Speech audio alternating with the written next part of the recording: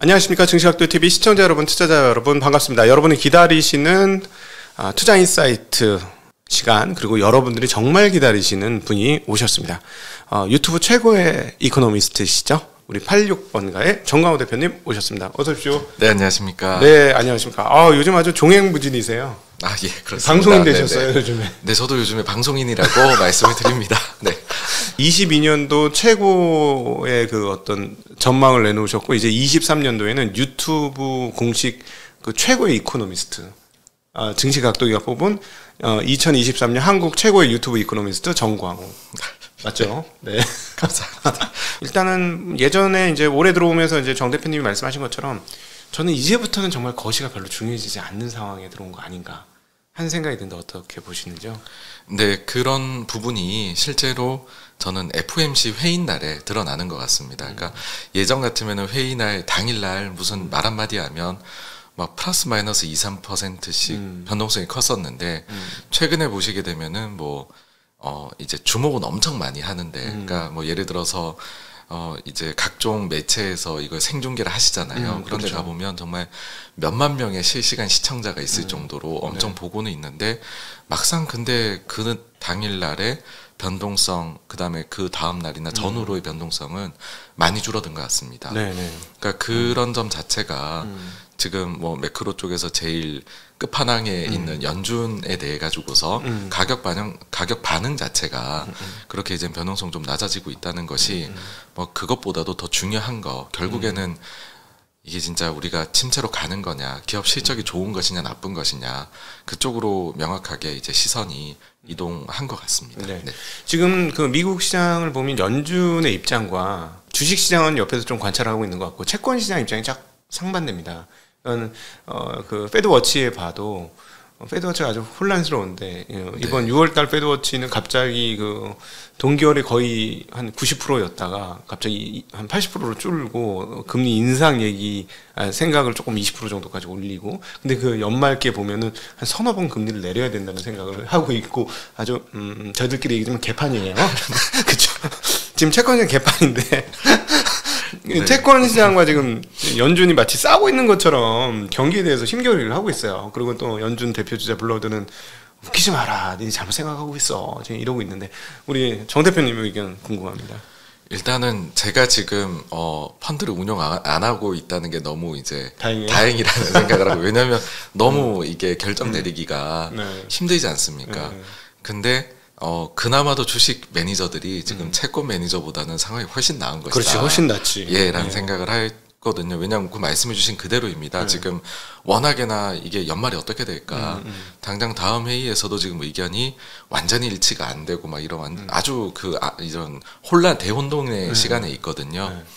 근데 저는 뭐 이 부분에 있어가지고서는 지난 5월 FOMC 회의 때 썼었던 표현들이 동결을 아주 강하게 암시를 한 것이 아니냐. 그러니까 물론 데이터가 결국에는 또 중요하기는 합니다만, 데이터에서 뭔가 특이점이 향후 발표될 게 없다라고 하면, 그러니까 고용하고 인플레이션에서 지금 예상한 정도 수준에서 별로 벗어나지 않게 나온다라고 하면은 지난 5월 회의가 마지막 인상이었을 것이다 라고 생각을 하고요.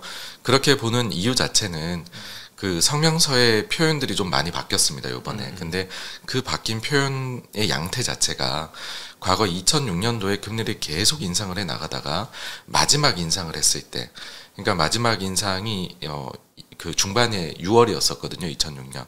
그 직전 회의하고 6월 회의하고의 그 표현의 차이를 보게 되면 거의 이번에 동일한 수준으로 그렇게 변했습니다. 네. 쓰는 단어들 이런 것들도 너무너무 비슷하거든요.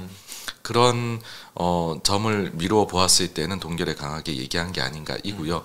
실제로 그 당시 연준 의장이었던 벤 버냉키의 회고록을 보아도 그때 당시에 금리 인상을 멈추고 싶었다.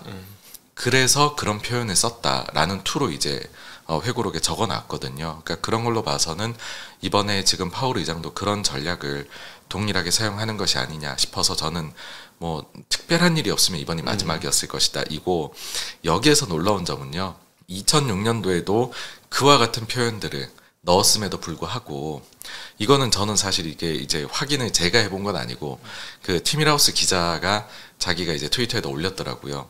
그때 당시에 6월 그 성명서를 보고 나서 시장에서 다음번 회의에서 그러면 금리 동결이냐 인상이냐 놓고서 확률을 6분의 5의 확률로 인상으로 베팅을 했었다라고 하더라고요. 네. 그러니까 그 표현이 그런 정도로 사람들을 어찌 보면 좀 헷갈리게 만드는 표현들이 다수가 들어가 있다라는 거여서 지금 회의 당일 날에는 뭐 90 몇 프로까지 올라갔다가 네. 80% 뭐 떨어졌지 않습니까? 네. 동결 확률이. 네. 그거는 연준의 지금 전략이 아주 연준이 생각했던 전략대로 먹혀 들어가고 있는 거다. 그렇죠. 네, 저는 그렇게 봅니다. 사실은 작년 한 해 동안 인플레이션 세게 되면서 연준이 정말 쪼다가 됐었죠. 네.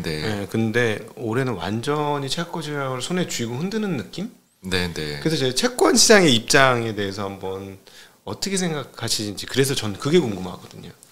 그래서 뭐 채권 쪽은 아무것도 안 하고 있는 것이 제 주식할 때 그랬거든요. 이제 잘 모를 땐 가만히 있는 게 제일 중간은 가더라고요. 그래서 좀 그런 거 아닌가. 그러니까는 이제 인하 기대를 빠르게 가지기에도 조금 그렇고 그건 이제 인플레가 내려가야 되니까는요.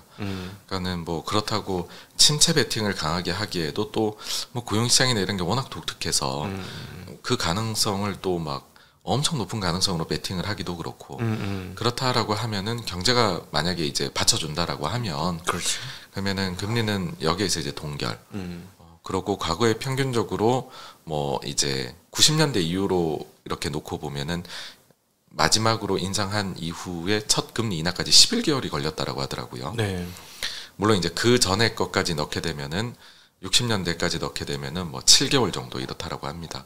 그러면 이제 저는 뭐 잘 모르겠으니까 그 중간에 한 9개월 정도로 놓고서 그러면은 내년 현실적으로는 올해 연말 아니면 내년 초 정도의 1분기에 진짜 인하에 대해 가지고서 고민해야 되지 않을까? 뭐 그렇게 생각을 하고요. 네. 더 나아가 가지고서는 여기에 대해서 조금 살을 붙이자면 최근에 재무부에서 분기 자금 조달 계획을 발표를 했습니다. 근데 거기에서 놀랍게도 재무부가 채권을 바이백 이제 다시 자기네가 사겠다. 그러니까 이거를 이제 좀 과격하게 표현하면 재무부판 QE 네. 양적 완화하는 것 아니냐라는 거거든요. 그거를 24년부터 하겠다라고 발표를 했어요. 네. 그러면은 재무부는 사는데 연준은 그 양적 긴축 QT를 하고 있는 거는 좀 웃긴 것일 수도 있거든요. 그렇죠. 그래서 저는 연말 즈음에는 QT를 과연 계속 해야 되느냐, 아니면은 금액을 많이 줄여야 되는 거냐. 그러니까는 이제 그 QT에 테이퍼링을 해야 되느냐, 뭐 이런 논쟁들이 많이 나오면서 그러면은 금리를 내려야 되는 거 아니냐. 그것도 같이 발맞춰서 그런 논쟁이 아주 뜨거워지지 않을까. 그때쯤에 그렇게로 일단 제 기본 시나리오로는 그렇게 보고 있습니다. 네. 이건 채권 시장이 장단기 금리 역전이라는 거를 너무 교조적으로 도그마식으로 받아들이고 있는 거 아닌가 하는 생각을 전 지금 하고 있는 거거든요. 네네. 그러니까는 장단기 금리 역전에 대해서도 그러니까 이것 자체가 그러니까 그렇게 여길 수밖에 없는 부분은 정말 전 100% 이해는 됩니다. 왜냐하면 장단기 금리 역전 자체가 침체를 설명해 주는 데 있어 가지고서 워낙에나 그걸 예견하는 데 확률이 높았었지 않습니까? 과거에. 그러다 보니까는 그거를 무시한다는 거는 너무 힘든 일이다라고 생각은 하지만 근데 과거에 그게 이제 비껴갔던 사례들을 보게 되면은 뭐 연준이 좀 비전통적인 방법을 썼었을 때에는 그게 비껴간 적도 있다라는 것이죠. 예. 그리고 지금 보시게 되면 특히나 연준은 비전통적인 방법을 더더욱이나 강화를 많이 시켜놔가지고서 사실 지금을 놓고서 어느 정도까지 실제로 과거 기준으로 보면 뭐 QE나 이런 것들 다 없고 포드 가이던스 없고 기준금리만 가지고 왔다 갔다 했던 시기를 기준으로 보면 정말로 우리가 금리를 어디까지 올렸냐, 긴축을 어디까지 했느냐라는 것도 사실 지금 알기가 어려운 수준이거든요. 그래서 이 장단기 금리 역전 자체가 연준의 정책이 좀 많이 과거 대비 달라지면서 흐려진 측면도 분명히 있다. 맞아요. 그리고 나아가서는 인플레가 또 높게 나왔을 때에는 그러면은 지금 장기금리가 내려가는 것이 정말로 경기 우려로만 내려가는 것이냐, 아니면 장기적으로는 지금 대비해 가지고서 인플레는 좀 한 단계 떨어질 걸로 봐서 내려간 부분이냐. 그러니까 인플레가 좀 떨어질 걸로 봐서 내려간 부분이 있다면 이거는 경기랑은 무관하거든요. 그럼 역전을 설명해 주는 데 있어서 그건 빼야 되는 건데 그렇죠. 라는 것도 있어서 복잡할 수밖에 없다고 생각을 합니다. 네. 그러니까 사실은 지금 실질 금리가 마이너스냐는 질문을 하게 된다면 실질 금리가 마이너스일까? 라는 대답을 하게 될 수밖에 없을 것 같아요. 네, 그러니까 진짜 금리에 대해 가지고서 자신 있게 네. 이게 이런 거고 이거는 명확하게 이런 상황이다라는 걸 얘기를 하기가 참 어려운 네, 그런 것 같습니다. 그러니까 지금 말씀하신 대로 그 포인트인데 비전통적인 방법을 사용했기 때문에 장단기 금리 역전이 지금 이쯤 되면 장단기 금리가 1년이 넘었으니 이제 경기가 이제 하강이 분명히 와야 되는데 그게 아닌 것. 그래서 이게 비전통적인 즉 양적 완화적 상황들이 기존의 경기 해석이 틀리게 만드는 거 아닌가 하는 생각하면서 최근에 이제 미국 은행권 주요 은행들 특별히 대형 은행들의 예금 금리를 들어보니 장단기 금리 역전이 아무리 돼도 예금 금리가 0. 몇 % 이 정도 수준이면 대출 태도를 줄일 이유가 하나도 없겠구나. 대형 은행 기준으로는 그런 생각이 들었거든요. 대출 금리는 콜금리 금리보다 높게 받고 그럼 자기네 예금 금리는 0. 몇 % 주고 하등의 대출을 줄일 이유가 없는 거잖아요. 미국 은행들 입장에서는. 뭐 근데 미국 은행들의 이제 셈법도 좀 복잡해서 가고 있는 것 같기는 합니다. 네. 그러니까는 원래 같으면은 아주 낮은 금리에서도 사람들이 예금에서 떠나질 않았는데 이제 작년부터 슬슬 MMF 쪽으로 더 높은 금리를 주는 쪽으로 막 이동하는 게 나타나고 있고 그리고 또 이제 대출을 해줌에 있어 가지고서는 최근에는 뭐 상업용 부동산이니 뭐니 해가지고서 이게 잠재적으로 잘못 나가면은 부실로 이어지지 않을까라는 생각도 하다 보니 뭐 조금씩 뭐 대출 태도 이런 설문조사에서도 그렇고 네. 뭐 약간씩은 좀 둔화의 조짐들이 그리고 그걸 가지고서 뭐 연준 위원님들이나 이런 사람들도 그에 대해 실제로 좀 걱정하는 멘트들도 하고 있는 것 같아서요. 뭐 일단은 당분간은 조금씩 더 이 부분에서는 좀 더 그 보수적인 예, 그래서 대출 쪽에 혹시 이거 잘못하면 신용 경색이 오는 거 아니야 이런 우려들은 뭐 최소한 2분기 내내는 이어지지 않을까 네, 저는 뭐 그렇게 생각을 합니다. 경기 자체에 대한 진단이 지금 채권 시장 완전히 틀린 거 아니냐라는 생각이 저는 굉장히 많이 드는데 왜냐면 오늘 그 필립 제퍼슨 연준 이사가 얘기를 하는 게 경제가 질서 있게 둔화되기 시작했다라고 하면서 인플레이션이 하락하기 시작하고 경제는 확장할 기회를 갖게 될 것이다. 뭐 이런 얘기를 하면서 또 은행들이 신용 기준을 강화하는 거는 뭐 자연스러운 현상이다라고 얘기했어요. 네네. 채권 시장은 장단기 금리 역전과 이런 것들을 보면서 이제 경기가 침체야 하면서 사실 우리 1분기에 침체 논란 엄청 많았잖아요. 근데 결과적으로 이번에 고용 나온 거, 그다음 임금 인상률 나온 것 등등을 다 감안해 보면 이걸 어떻게 침체라고 얘기할 수 있느냐, 과열 아니냐.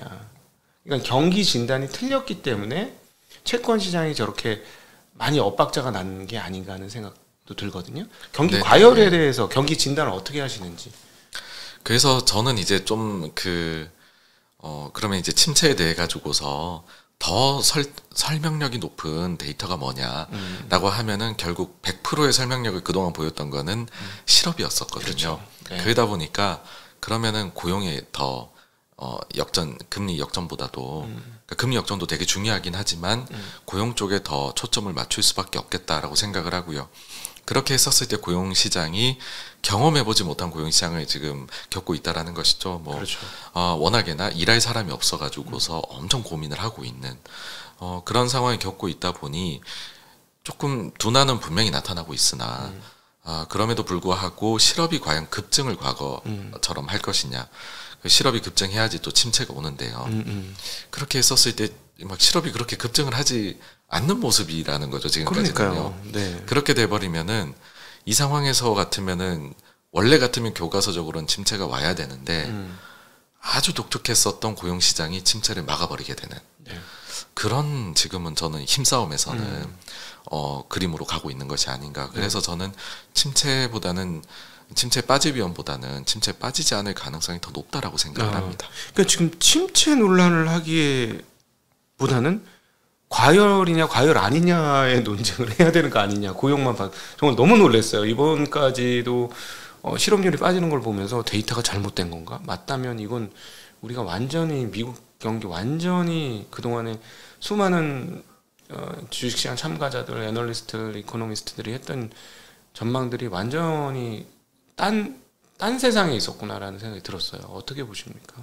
근데 어쨌든 고용 자체가 정말 좀 탄탄한 것 같습니다. 그러니까 이번에 실업률이 떨어진 거를 이제 두고서 뭐 가령 이제 그렇게 볼 수 있을 것 같아요. 하나는 실제로는 실업이 뭐 빅테크나 이런 데에서 그 구조조정 해고가 많이 발생을 했죠. 그렇죠. 근데 그 인력들이 곧바로 다른 또 대체 일자리를 빠르게 찾아 나갔다. 그러니까 워낙 고용 시장이 타이트하다 보니까는 그와 같은 일이 발생한 게 아니냐. 더불어 가지고서는 그 파트타임으로 일하는 사람들이 계속 증가를 하고 있습니다. 그러니까 이제 좋은 일자리는 없고, 그러니까 이제 좋은 일자리보다는 생계가 좀 팍팍해서 가고 있는 건 사실인데, 그러니까 뭐 투잡을 뛰어서라도 그렇게 된 파트타임이 될 거잖아요. 그렇게라도 해가지고서 뭔가 사람들이 일을 하려고 하다 보니, 그러니까는 우리가 눈에 볼 때에는 실업자가 없는 것처럼, 네, 그런 또 뭐 현상을 좀 만들어낸 게 아닌가, 그런 이제 분석도 나올 수가 있을 것 같아요. 네. 근데 제가 생각을 했었을 때에는 지금으로 봐가지고서는 워낙에나 하여튼 일자리는 타이트했던 것 같다. 그래서 좀 둔화되고 하더라도 그런 부분에서 지금 뭐 인력 어차피 부족한데 이거를 자르거나 그럴 게 아니고 고용 공고를 내놓은 것만 계속해서 줄여나가는 그런 상황으로 현실적으로는 가고 있는 게 아니냐. 그렇다라고 하면 사람들이 어쨌든 간에 일자리 가지고 있고 뭐 주급이나 월급을 받고 있다라고 하면은 생계가 유지는 되거든요. 그러면은 침체로는 안 갈 수 있는 그런 경로를 지금은 밟고 있구나. 뭐 그런 정도로만 바라보고 있습니다. 그리고 어쨌든 고용 시장의 그 열기는 작년이나 이럴 땐 진짜 뜨거웠거든요. 네네. 그렇게 비해서는 계속해서 좀 내려오고 있는 것 같다라고 또 보고 있고요. 그럼에도 불구하고 이제 하나 꼭 신경 써야 되게 만드는 대목이 하나 있죠. 미국의 부채한도 협상인데 이번 부채한도 협상이 11년 정도의 파괴력은 아닐 듯해요. 이미 분위기는 어떻게 보십니까? 주식을 하는 사람이기 때문에 네. 정치에 영역을 맞춘다는 거는 사실 매우 어렵다고 생각을 합니다. 이거는 정치 전문가 분들의 그런 거를 보시는 게 더 참고가 되실 듯한데 저 개인적인 그래도 기준은 있어야 되니까 말씀을 드려보자면 과연 공화당이 정말로 강하게 나갈 수 있을 만한 그런 환경일까 하는 생각이 들어요. 그러니까 2011년도에는 어떤 상황이었냐면 그 전에 금융위기를 겪고 제로금리에다가 양적 완화라는 사상 초유의 정책을 펼쳤습니다. 그것도 오바마라는 또 아주 이제 그 미국 정치에 어떻게 보면 혁명을 뜻하는 새로운 세대로 진입함을 의미하는 인물을 통해 가지고서 그게 이루어졌었죠. 그러다 보니까는 공화당 내에서도 그다음에 국민들 내에서도 중에서도 이렇게 해도 되는 것일까라는 비판, 그다음에 이러다가 달러가 무너지지 않을까 위기감이 있었고 그러다 보니 2010년도의 선거를 보시면은요 공화당이 압승을 거둡니다. 그러니까 상원에서도 그렇고요. 그러니까 그 하원에서도 특히나 이제 완전히 그 의석수 차이가 완전히 크게 날 정도로 뒤집었고 상원의 경우에는 차이가 엄청나게 좁아집니다. 그러니까 그렇게 공화당이 대승을 거뒀는데 그 여세를 이어가지고서 저는 그때 당시에 11년대 부채한도 협상에서 벼랑 끝 전술을 펼칠 수 있었다라고 생각을 하거든요. 근데 지금은 보시게 되면은 원래 공화당이 상원 하원을 다 가져오지 않을까 했는데 상원은 여전히 이제 작년 선거 결과 보시면 민주당이 가져갔고요. 그러니까 민주당이 이긴 거죠. 그다음에 하원 같은 경우에도 생각보다 의석수 차이가 안 납니다. 두 당이 10석 차이밖에 안 나는 그 어떻게 보면 박빙으로 민주당이 방어를 잘했거든요. 여기에다가 지금 공화당이 그나마 하원이라도 이제 차지를 했으니 이번에 자기들 나름대로의 부채한도 안을 하원에서 통과시키자라고 해보니까는 차이가 10석 차이잖아요. 근데 그거를 막상 투표를 붙여보니까는 2석 차이밖에 안 나는 겁니다. 투표를 해보니. 한 명만 추가로 더, 그러니까 배신자가 나온 거죠. 한 명만 더 배신자가 나왔다라고 하면 이게 좀 뭐 바이든하고 협상하는 게 문제가 아니라요. 자기네들끼리도 목소리가 안 맞아버리는 상황이 나올 수 있었던 겁니다. 근데 기억해 보시면은 하원을 공화당이 차지했는데 그래서 의장은 공화당 몫이 되는데 네. 그 의장을 선출하는 데에 뭐 엄청나게 난항을 겪었다라는 기사가 14번인가 15번 했어요. 네, 기억이 나실 겁니다. 네, 네. 그러니까 그만큼 공화당 내에서도 지금 상황 자체가 여기가 녹록치가 않다라는 거고요. 그러면은 뭐 민주당하고 그렇게 세게 붙을 만한 제가 볼 때 체력은 없지 않을까. 그리고 실질적으로 전 그렇게 봐요. 내년이 어차피 제일 중요한 건 대선인데 그걸 두고서 부채 한도나 이 이슈가 아니더라도 공화당 입장에서는 사실 지금 바이든 대통령의 지지율 자체는 낮은 상황이거든요.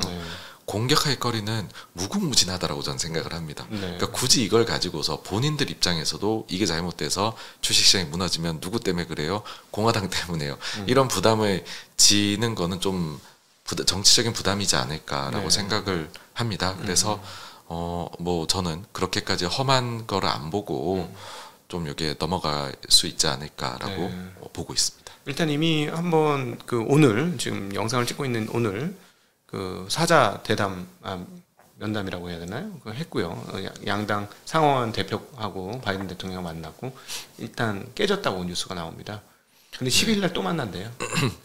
네, 그러니까 아무런 진전이 없었고 뭐 2주 동안 아주 집중적으로 이제 얘기를 나누겠다라고 하는데 뭐 저는 뭐 일단은 그래도 여기에서 뭐 합의에 이르지 않을까 최악의 경우를 피하고서 뭐 그렇게로 보고 있습니다. 저는 사실은 눈에 띄는 대목이 이거였어요.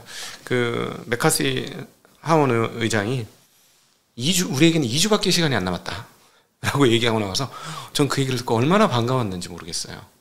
알고 있네. 2주만 남은 거 알고 있네. 그럼 되겠네 뭐 이런 생각. 전 사실 그런 거 이제 역으로 읽는 거 좋아하니까 주식쟁이다 보니까 그렇게 읽혔습니다. 네. 여러분 지금 86번가의 정강원 대표님과 함께하는 투자인사이트 시간 함께하고 계십니다.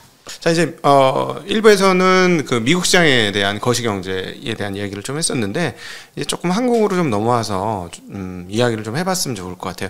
그 투자 심리가 조금 시장 분위기 대비 좀 침체 쪽에 더 열려 있고 뭐랄까 좀 부정론에 조금 더 가까운 것 같지 않습니까? 어떻습니까? 그러니까 유튜브에 보면 일반적인 사람들의 심리가 훨씬 더 극명하게 보일 것 같은데 어떻게 생각하세요? 보수적인 그런 쪽으로 시선들이 많이 가 계신 것 같아요. 뭐 가령 그런 쪽이 더 주목을 받는다라든지. 근데 사실 이제 그런 뭐 유튜브 쪽뿐만이 아니라 매달 나오는 펀드 매니저 이제 설문조사에서도 보게 되면 훨씬 더 이제 보수적으로 포지션을 잡는 비관론이 좀 더 많이 있습니다. 그래서 그 부분은 지금도 계속해서 이어지고 있는 부분이다라는 거고요. 좀 이 흐름을 보게 되면은 작년도에 제 생각에는 6월 CPI가 되게 높게 나왔었던 9% 이상이 나왔었던 그때 투자 심리가 확 완전히 이제 항복을 했던 것 같아요. 강설이 완전히 꺾였고 그 뒤에 그 잭슨홀 연설에서 파월 의장이 뭐 완전히 또 볼커처럼 폴 볼커 의장처럼 얘기를 하니 그때에 가졌었던 투자자들의 겁이 제일 심했던 것 같습니다. 근데 그 이후에 조금씩 회복을 해 나가다가 이번에 실리콘밸리 은행 사태가 딱 터지고서는 다시금 거의 그 수준으로 조금 못 미치게 이렇게 또 부정론이 많이 나오게 된 것 같아요. 그래서 여전히 우려가 훨씬 더 많이 장악하고 있는 그런 시장 분위기다라고 저도 보고 있습니다. 네. 그러니까 제가 이제 궁금한 건 이 유튜브에서도 확인이 되는데 시장의 사이클 대비 투자 심리는 좀 레깅한다고 해야 되나? 그러니까 시장의 흐름과 정확하게 궤를 맞춘다면 예를 들어 투자 성적이 가장 좋다면 투자 심리는 한 발짝 늦게 반영이 되고 있는 거 아닌가 하는 생각이 드는 거죠. 강세론도 뒤늦게 강세론에 동참해서 장이 빠지고 있는데 그때까지 강세론이었다가 이제 장이 이제 본격적으로 빠지면 그때부터 심리가 나빠지기 시작해서 바닥을 치고 올라오는데도 여전히 그 하락론 속에 빠져 있고, 그러니까 그림을 그려보면 사이클을 두 개로 그릴 수 있을 것 같아요.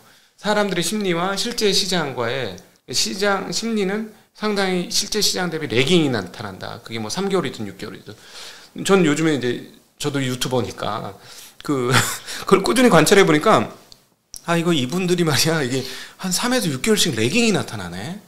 그래서 최근에 이제 이번에 버핏의 주주 총회에서도 어리석은 사람들이 너무 많아가지고 돈 벌 기회가 너무 많다 이렇게 표현을 했는데 이게 이런 것들 때문에 그렇구나 하는 생각도 좀 들었는데 현장에 있어 보시니까 어떠세요? 네, 지금 말씀을 듣고 보니까 진짜로 지금 그렇게 흘러간 것 같습니다. 네, 흘러간 것 같고, 저는 이제 좀 다른 곳에서도 그런 게 느껴지는 게 어떤 거냐 하면, 신용융자 쪽인 것 같아요. 그러니까 신용융자 잔고가 뭐 코로나 이후에 한국 증시가 제일 좋았을 때 한 26조까지 올라갔었거든요. 그러다가 이제 장이 안 좋아지니까 16조도 막 깨고 내려가고 16조 때까지 갔었거든요. 그러다가 최근에 이게 또 다시 20조 이상으로 20조 약간 넘는 정도로 갔었는데, 근데 그 세부적인 걸 보면 증시가 된다라고 생각은 안 하신 거예요. 그러니까 개별주 쪽으로 다 그 금액들이 그렇죠. 가 있었었고, 심지어는 뭐 그런 예전으로 치면 저 PBR 주식이나 이런 데까지도 요번에 이제 SG발 8개 이제 그 종목들 같은 경우에는 뭐 아주 뭐 코스닥에서 이렇게 성장주나 그런 것도 아니었었잖아요. 근데 그런데도 보면 신용이 한 1조는 들어가 있었더라고요. 네. 다 합쳐보니까.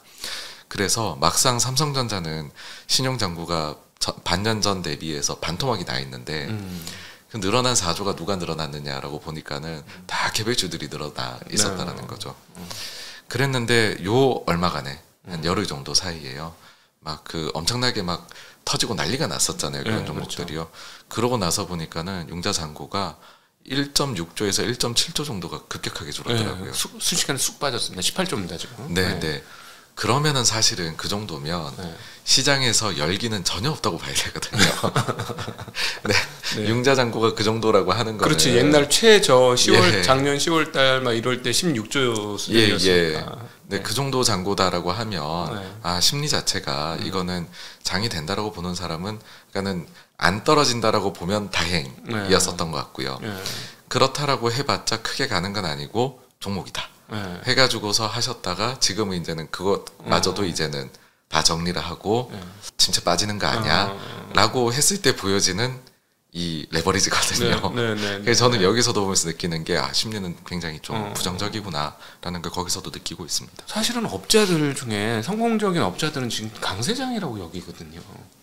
되게 좋다, 시장 좋다, 뜨겁다 지금 이러고 있는데 막 사람들이 아니다 이제 곧 침체 빠진다, 이제 미국이 이제 절단 난다 막 계속 이러고 있으니까 참 그 이격이 굉장히 좀 있어요. 근데 놀랍게도 펀드매니저조차도 그러니까 여기서 말하는 업자는 그러니까 제가 이제 결과가 좋은 성적을 내는 업자라고 표현을 드렸습니다만, 좋은 성적을 내는 업자들은 지금 강세장이라고 생각을 하는데, 일반 업자들 그러니까 펀드 매니저들도 그렇고 미국에서 매도 포지션도 그렇게 지금 많다고, 선물 매도 포지션도. 사실 근데 저도 뭐 이제 긍정적이다라고 말씀은 드리지만 아직까지 이게 이제 막 그 결론이 나온 게 아니기 때문에 저는 이제 뭐 그 긍정적으로 보시는 분들이 뭐 더 잘 보신다고 여긴다거나 그렇게는 아직은 조심스럽기는 합니다. 이러다가 틀려버리면 어떡할까 지금 걱정이 많거든요. 네, 현실은 그렇긴 한데 어쨌든 저는 느낌이 어떠냐면 그 실리콘밸리 은행 때에 서로 이제 생각하시면 이제 다른 분들이 있을 거잖아요. 긍정론, 부정론. 이게 서로 간에 넘어갈 수 없는 이젠 강을 연인으로 치면 싸웠다가 이제 화해했다를 반복을 하다가 그때 완전히 갈라선 것 같아요. 그럼에도 불구하고 좋다 하고 저 터지는 거 봐라. 이제 시작이다가 완전히 극명하게 나눠지고 서로 간에 이제는 어떤 뭐 지표나 이런 게 나와도 그거는 이제는 나는 받아들일 수가 없어가 되신 게 아닐까. 결국 그래서 저도 제 생각에도 이게 강세가 여기서 한 10에서 20% 정도 강세가 더 가줘야 오른 것보다 그러니까 하여튼 한 10에서 20% 정도 강세가 가야 그때 이제 심리가 평정될 것 같아요. 네, 저도 그럴 것 같습니다. 그렇죠. 네.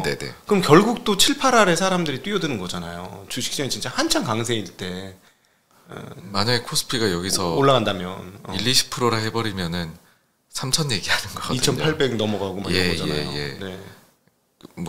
만약 강세장이 계속 간다라고 하면 말씀해주신 그런 또 일이 벌어져 버리게 되는 거죠. 그럼 그때서야 사람들이 이제 뛰어들고 2,800 넘어서야 안심하고 뛰어들고 결국 7분 능선 넘어서 사람들이 들어오는 그 2020년에 경험했던 똑같은 그 데칼코마니가 나타나는 거 아닌가 하는 좀 네, 네. 그런 측면에서 사실은 작년 10월부터 턴을 하셨고 계속 금융장세다 지금 이렇게 얘기해 주셨어요. 그래서 왜 지금을 금융장세로 보시는지 한번 설명해 주시면 좋을 것 같아요. 네, 저는 이제 그 예전에 이런 장세 변화에 대해서 연구를 많이 하셨었던 뭐 앙드레 코스톨란이나 아니면은 오라가미 구니오를 봤었을 때 이제 결국 금리에 대해서도 이런 이제 코멘트들이 있는데 그걸 보게 되면은 뭐 기존 금리를 내릴 때가 사실 과거에도 그걸로 인해 가지고서 모든 이제 그 종류의 금리들이 다 내려가면서 네. 금융 장세를 이끌었다가 일반론적이기는 합니다. 근데 그렇죠. 사실 좀 더 깊게 이제 들어가 보면은 그 중에서도 특히나 우리가 봐야 되는 쪽은 어디냐 하면 이제 장기 금리 네. 쪽이다라는 얘기를 하고 그러니까는 우리가 뭐 단기 금리를 언제 인하하느냐 그것이 금융 장세의 신호탄이다. 그렇게로 받아들이기보다는 그런 자료들 보시게 되면 금융 완화, 그다음에 코스톨라니는 장기 금리의 하락 이거를 얘기를 하거든요. 그래서 그 기준으로 보게 되면 작년 10월이 네. 미국 장기 금리 기준으로는 가장 높았던 시기고 그 이후에는 거의 한 1% 가까이 떨어져 있습니다. 네. 그러니까는 금융 환경이 많이 완화가 된 것이죠. 놀랍게도 그 이후에 금리는 기준금리는 많이 올려갔음에도 불구하고 네. 장기금리는 내려갔다라는 부분이고 그렇다라고 하면 저는 그게 금융장세로 보일 수 있는 가장 강한 증거가 아니겠느냐. 네. 이거 실제로 그때랑 비교를 해보시면은 각종 뭐 금융 환경 지수나 이런 것들 자체가 그 작년도 10월달 대비해서는 다 완화가 나타났었어요. 네네. 나타나 있는 상황입니다. 그러니까는 그렇게 되짚어 가지고서 우리가 평가를 해봐도 이거는 우리가 완화가 좀 나타나고 있는 거다라는 생각을 할 수 있다. 이고 나아가 가지고서는요 코스톨라니의 경우에는 사실 더 중요하게 본 거는 주식을 그러면은 가지고 있는 사람이 더 많으냐 적으냐. 네. 그러니까 이게 뭐 소위 말해가지고서 좀 소수파의 손에 있느냐, 아니면 다수파의 손에 있느냐 이런 걸 가지고 분석을 하는데. 네.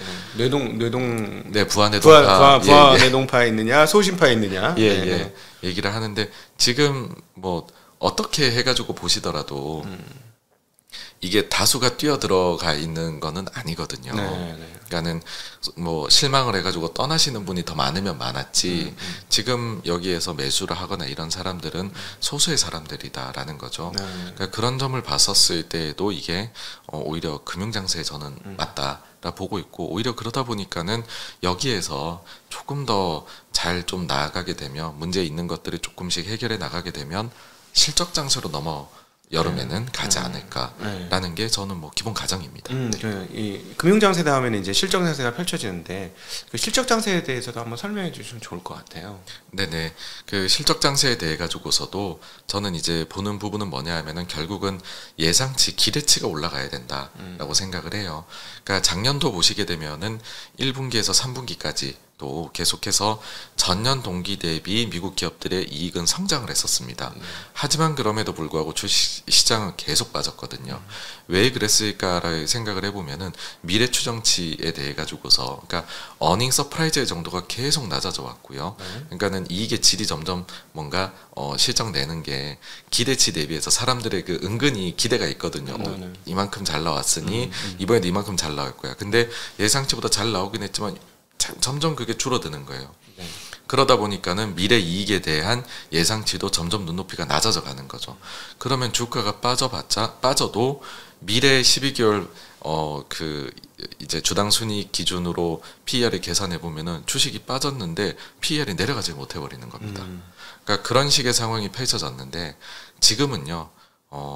이게 충분히 이익 조정치가 조정을 받고 나서는 이번 1분기 실적 시즌을 겪으면서는 오히려 추정치가 지금 올라가고 있습니다. 네. 그러니까 그렇다라는 것 자체가 미래에 대해 가지고서 이제 더 이상 우리가 너무 부정적으로 봤구나. 네. 좀 긍정적으로 돌려야 되겠다라는 부분들이 나오고 있습니다. 네네. 그러니까 요 추정치가 지금처럼 올라간다라고 하면 저는 아주 무난하게 여름에 실적 장세로 넘어가게 된 것이다라고 뭐 그렇게 이제 요게 제일 중요하게 저는 바라보고 있습니다. 실제로 한국 지금 1분기 실적 발표를 하고 있는데 반도체, 전기전자, 휴대폰 요쪽 딱 빼면 실제 그렇게 나쁘진 않아요. 네. 그리고 심지어는요. 삼성전자나 하이닉스조차도 그 나쁜 실적이 예상치 대비인 잘 나온 실적입니다. 네네. 네, 삼성전자도 원래 적자 얘기했었는데 흑자가 나왔고 그다음에 하이닉스도 영업이익이 4조 대, 마이너스. 근데 3조대로 네, 뭐 선방이라고 하긴 그런데 예상보다는 잘 나왔습니다. 네네네. 그럼에도 불구하고 지금 한국의 환율이 1,430원, 1,420원 굉장히 높습니다. 그리고 수출입 적자, 경상 적자, 그다음에 재정 적자가 상당히 지금 커지고 있어요. 세수가 제대로 안 거치면서 굉장히 어려워서 환율이 그런 것들을 반영하고 있지 않는가 싶은데, 사실 실적 장세가 오면 환율도 강세로 넘어갈 가능성이 높겠죠? 네, 그렇습니다. 네. 모든 키는요, 결국 우리나라 수출이 쥐고 있고요. 우리 수출이 반등을 해야지 우리 기업들이 결국은 이익도 네. 아주 강인하게 좋아질 수 있을 것이고, 그런 상황이 되어버리면은 앞서 말씀해주신 아주 약점 중에 하나인 지금의 무역 수지 적자, 요 부분도 해소가 되겠죠. 네. 그래서 이건 다 엮여 있는 문제이다. 그렇죠. 그리고 결국 중요한 건 수출이고 그 중에서 지금 제일 중요한 거는 반도체이고, 네. 반도체가 가격이 네. 정말로 회복할 수 있느냐. 네네. 이 점이 딱 하나만 보라면 저는 제일 중요하다. 그 네. 부분이 그렇게 봅니다. 그래서 어제 그 중국의 수입을 보면 7.5%인가요? 마이너스가 나왔습니다. 그럼 수출은 8.5%, 네, 8.5% 잘 증가가 나왔습니다. 나왔는데 7%대 수입 적자가 마이너스가 났은 거죠. 그러면 당연히 뭐 하나 예측되는 거는 유가가 떨어졌기 때문에 그랬을 것이다 하나 하고, 얘네들 반도체 수입을 안 했겠구나. 이게 이제 두 가지가 생각이 딱 떠오르더라고요. 그럼 결국은 사실 한국 반도체 가격이 오르고 반도체가 업황이 돌려면 중국이 돌아야 되는데, 네네. 그동안에 우리 이제 정 대표님은 중국에 대해서 긍정적으로 보셨고, 저희 채널만이 중국에 대해서 매일 업데이트를 해요. 아, 그러시겠습니다. 네, 그쵸. 네, 저희 중국 마감 하니까. 근데 이게 딱 느낌 뭐냐면 2월, 2월 달에 정말 마음껏 기대감을 가지고 매수 폭주를 날렸다가 지금 1분기 끝나고 2분기 4월 달에 끝나고 나니까 생각만큼 안 좋네 하고 완전히 실망을 하고 있는 거로 보여지고요. 그다음에 중국 시장 완전히 따로 노는 따로 국밥이고, 외국인 투자자들 입장에서는 이거 회복이 되는 거 맞아? 한 이제 의혹을 가지기 시작하는 시점에 왔다고 저희가 보여져요. 매일같이 중국 시장을 보니까. 중국에 대해서 긍정적으로 보셨는데 지금 이제 5월 중순이 되고 있는 지금 시점도 그렇게 긍정적으로 네. 보신지 궁금합니다. 네, 근데 진짜 말씀해주신 대로 중국을 이제는 매일 이렇게 하시는 데 자체가 없어지신 것 같아요. 네. 네, 맞아. 중국 네, 네. 옛날에 좀 있었어요. 옛날에 좀 있었는데 네, 네. 이제 저희 외에는 이제 중국은 시가 말랐습니다. 네. 이제. 근데 저는 중국에 대해서 계속 긍정적입니다. 그러니까 중국이 작년에 대봉쇄를 했고 그러면서 모든 경제 지표가 망가졌고요. 그러다 보니까는 재고는 많이 쌓여 있는, 네, 그렇죠. 재고 조정을 해야 되는 상황이다 보니 사실 4월달 수출입 데이터는 지금 수출은 잘 나왔지만 수입은 못 나왔다면 3월에는 수출입이 다 예상 대비 잘 나왔었거든요. 네. 그러니까 지금 상황 자체가 중국도 과잉 재고를 굉장히 빠르게 해소해 나가는 과정이다 이고요. 그 과정에서 수입이 어떤 달에는 좀 괜찮게 나올 때도 있고 좀 못 나오는 달도 있고 인 것이고, 수출이 결국에는 반등을 하고 네. 중국 내에서도 소비나 이런 경기가 좀 좋아진다. 네. 지금처럼 뭐 보면은 여행도 이제 많이 가고 이렇게 중국도 소위 말해 위드 코로나를 이제 좀 만끽해 나가기 시작하는 것 같거든요. 네네. 그러니까 그동안에는 선행 데이터만 계속 좋아지는 거였었다면 지금은 소위 말하는 동행 데이터도 좀 꿈틀꿈틀 내기 시작하는 시기인 것 같아요. 그래서 그런 점을 봤었을 때에는 중국이 재고 조정이 많이 되어간 것 같고 네. 그 과정에서 데이터는 들쭉날쭉 나올 수가 있다인데, 저는 뭐 조금만 더 지나면은 네. 결국에는 재고 이제 충분히 조정이 거쳐지고 나면은 수입도 안정적으로 잘 나오지 않을까 네. 생각이고요. 그런 거에서 힌트를 좀 얻는 거는 1분기 실적에서 MLCC 쪽이었었어요. 그러니까 네.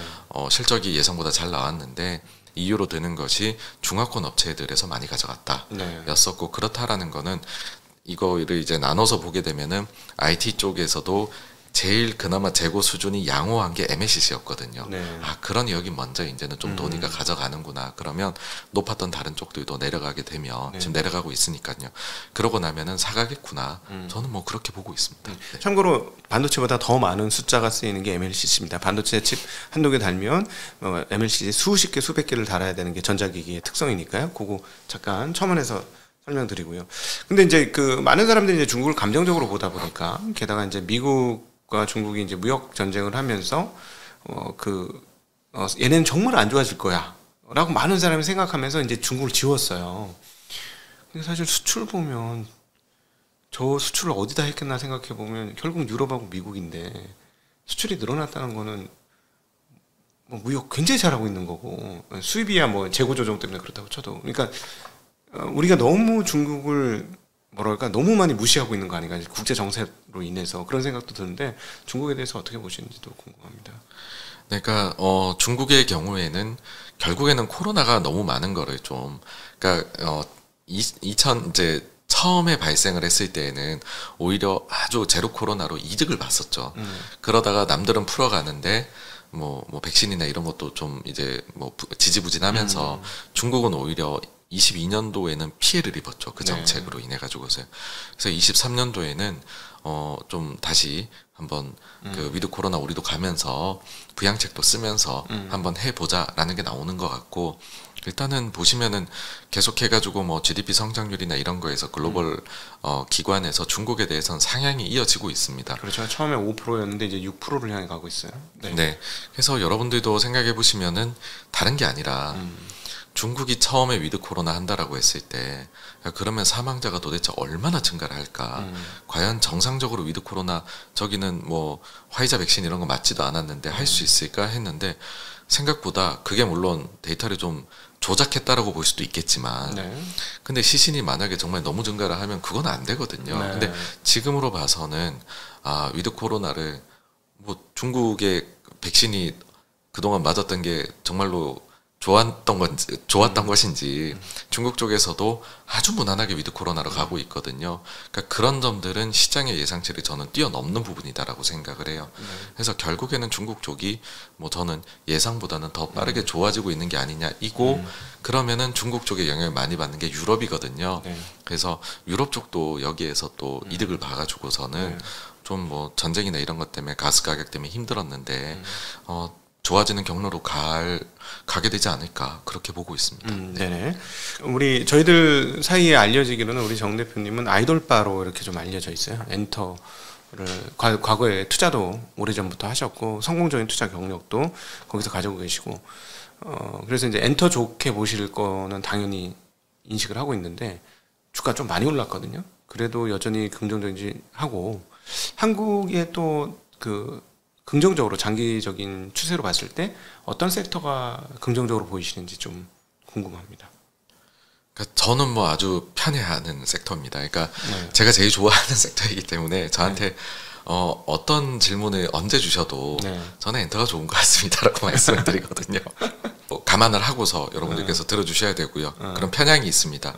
있고 저는 최근에 이제 주목을 하는 거는 이건 주식시장에 직접적으로 수혜를 받는 기업은 없는데 지난번에도 한번 출연해서 그때 말씀드렸던 그 피프티라고 그 그룹이 너무나 잘 되고 있습니다. 지금 너무 잘 되고 있는데 여기에서 보니까는 요번에 빌보드 최근에 나온 거 보니까 19등까지 올라갔더라고요. 어마무시합니다. 핫백에서요.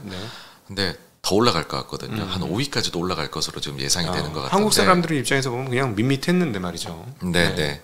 근데 여기에서 이제 그 다른 엔터 업계들도 좀 힌트를 얻지 않을까라는 생각을 해요. 그러니까 어떤 부분이냐면은 과거에는 대중성에 집착을 했었어요.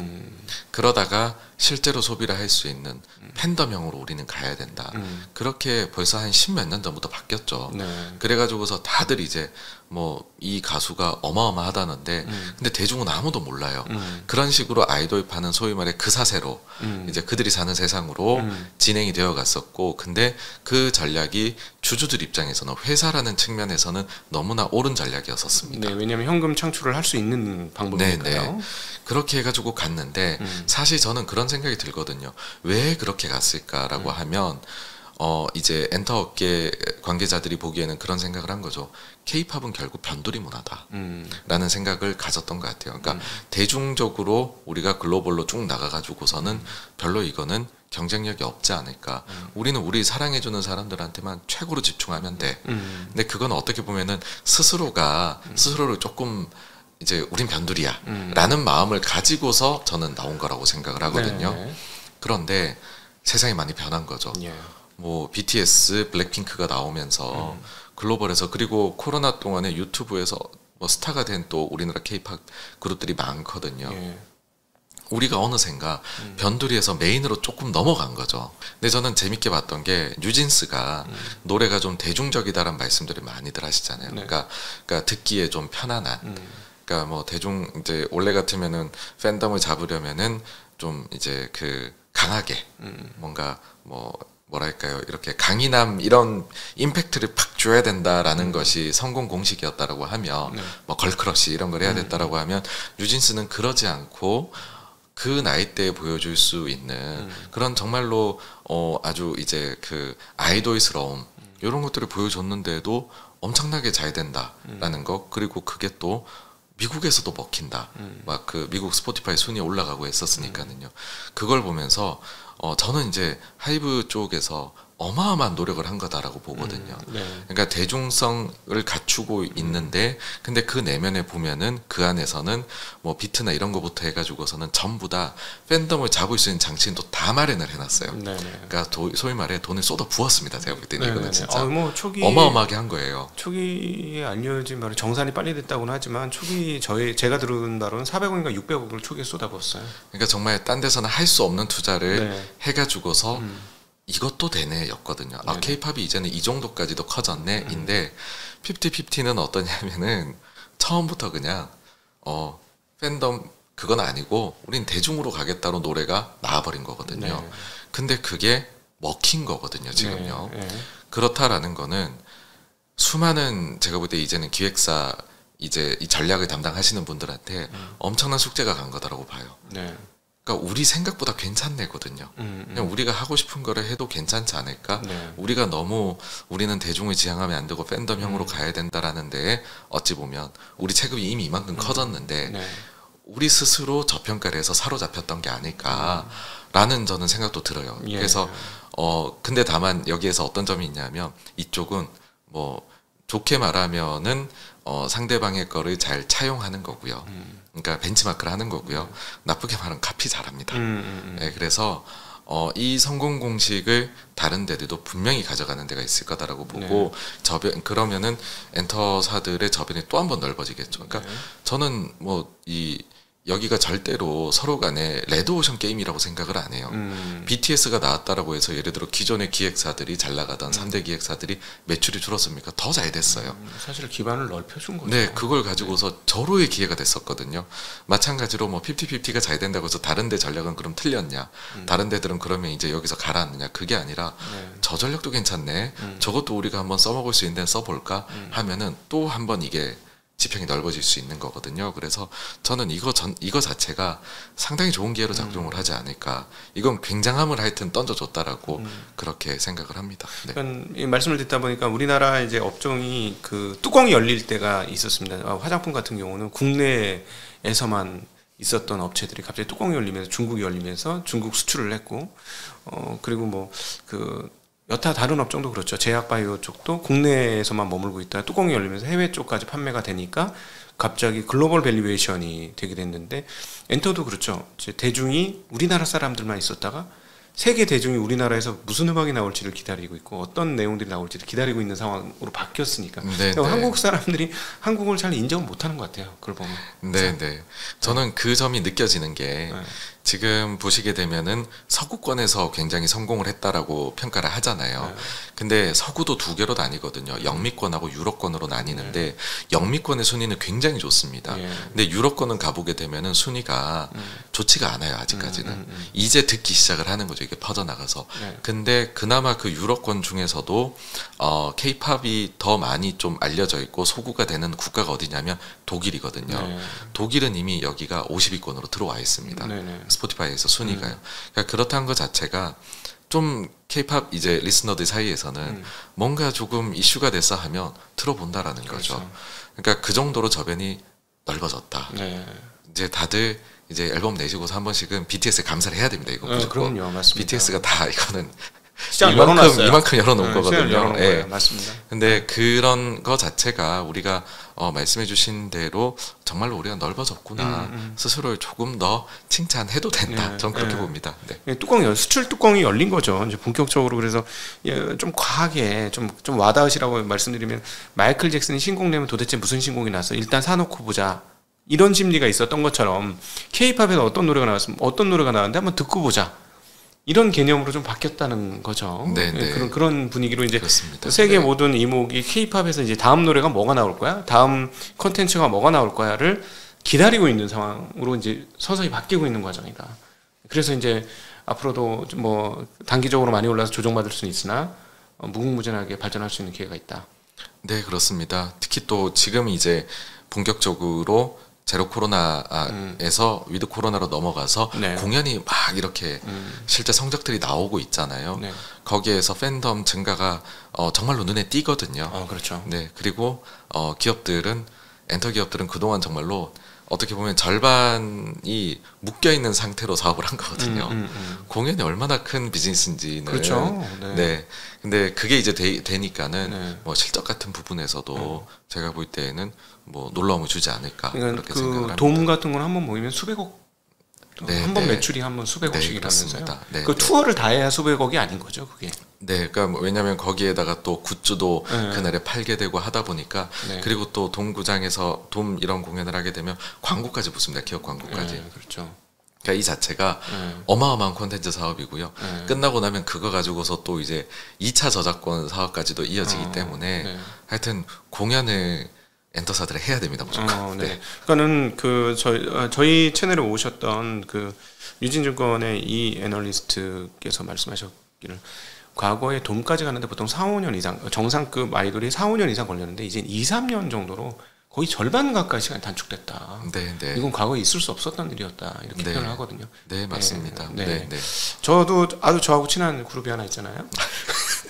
요번에 저는 이제 이 친구는 언제 아레나가 그게 이제 저의 이제 관심인데 예. 저는 네. 언제 홀이 이제 그 저기 코엑스 홀에서 스퀘어홀로 바뀌었어요. 블루 스퀘어로. 야 컸네. 네, 네, 네, 네. 이게 더블이거든요. 이게 더블. 컸네. 그래서 저도 아레나에서 한번 보기를 기대를 하고 있습니다. 네. 자, 그리고 엔터는 오케이. 그럼 다른 업종, 예. 다른 업종. 네, 네. 한국에서 좋아 보이는 업종 어떤 게 있으실까요?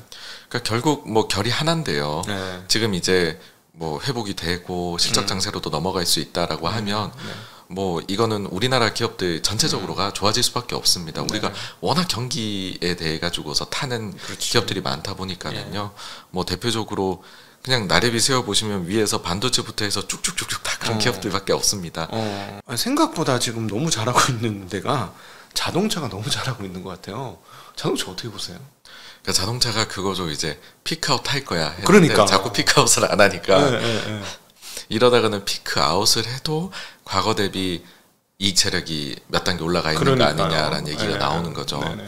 그래서 자동차 쪽도 워낙에나 이게 잘하고 그러니까 기존 내연기관차 중에선 사실은 제일 잘하고 제일 있습니다. 1등이죠, 진짜. 예, 근데 뭐 워낙 자율주행이다 아니면은 뭐 친환경차다 이걸로 바뀌어 나가니까는 그것 때문에 안 되지 않겠느냐라고 얘기를 하는 건데 저는 뭐 자동차 쪽도 네. 뭐 이거는 이제 한번 회사가 껍질을 벗은 거거든요. 브랜드 가치 면에서.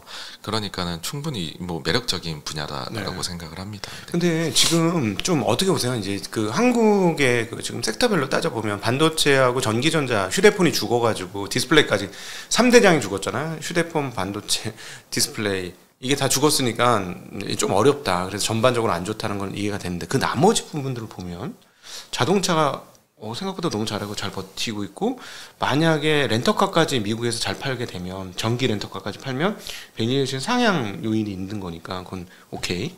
일단 조선도 죽었다가 올해는 무조건 살아나는 거고요. 방산이란 건 원래 존재하지 않았는데 생겼고 방산이란 것도 조단의 매출이 붙어서 이제 올라오고 있고 엔터도 없던 게 생긴 거고 과거 10년 전에 비하면 생긴 거고 그러니까 이 정도면 우리 옛날에 2007년을 향해 갈 때 막 선순환이 돌면서 모든 업종이 좋아지면서 그때 뭐 음식료 뭐 이런 것도 좋았잖아요. 그럼 막 좋으면서 빵빵 터졌던 그때와 비견되는 상황 아닐까. 옛날에 항상 우리가 좋았을 때는 뭐 차화정만 좋았다던가 어떤 반도체만 좋았다던가 계속 이렇게 약간 편중되는 흐름들이 항상 있어서 시세가 계속 뽑지 못하고 중간에 시세 한번 뽑고 그냥 죽고 항상 사이클을 타고 이랬었는데 좀 어떻게 보시는지 좀 궁금해요.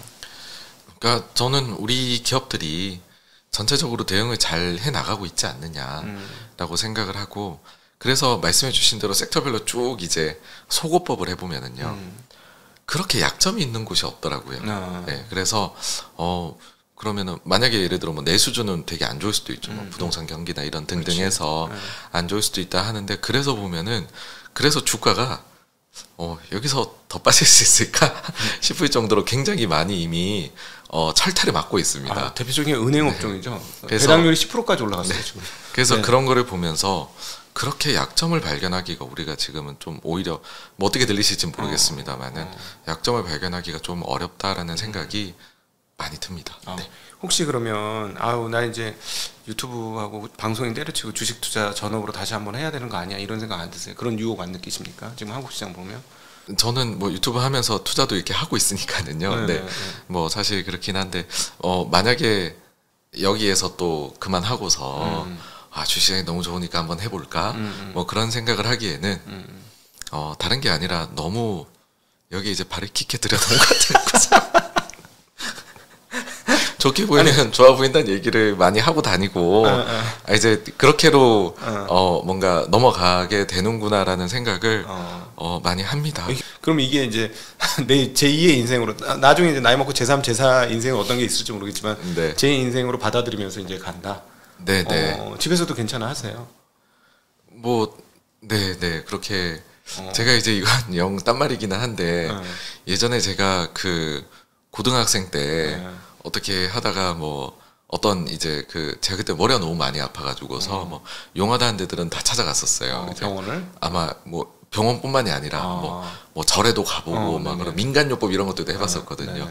근데 그때 어떤 분께서 갑자기 보자마자 야, 뭐 넌 나중에 말하는 걸 좋아해가지고서 그쪽으로 나가겠구나.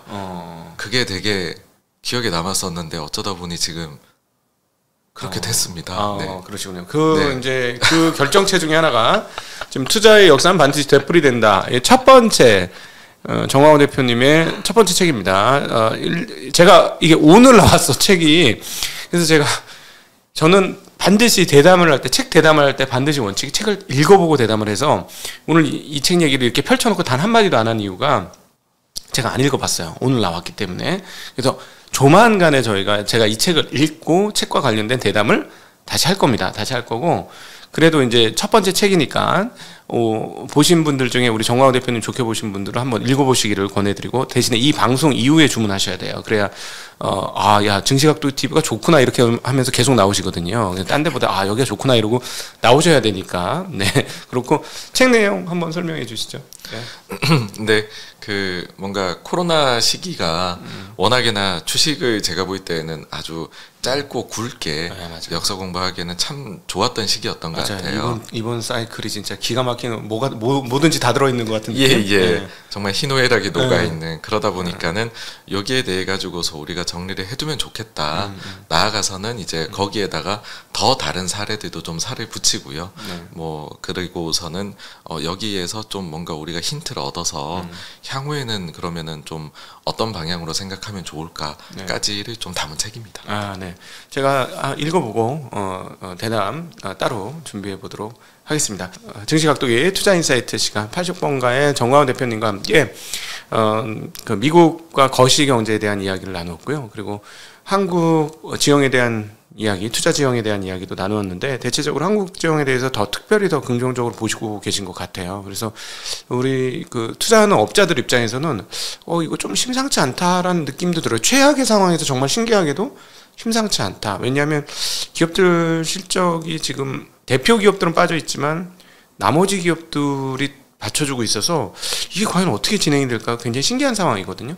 그래서 여러분 계속 저희와 함께 하시면서 이 과정들이 어떻게 진도가 나가는지 확인하시면 좋을 것 같습니다. 앞으로도 우리 정광훈 대표님 계속 저희 채널과 함께 하시면서 중간중간에 이거 점검해 주실 거라고 믿습니다. 네, 오늘 함께 해주신 모든 분들께 감사드리고 인사드리겠습니다. 고맙습니다. 감사합니다.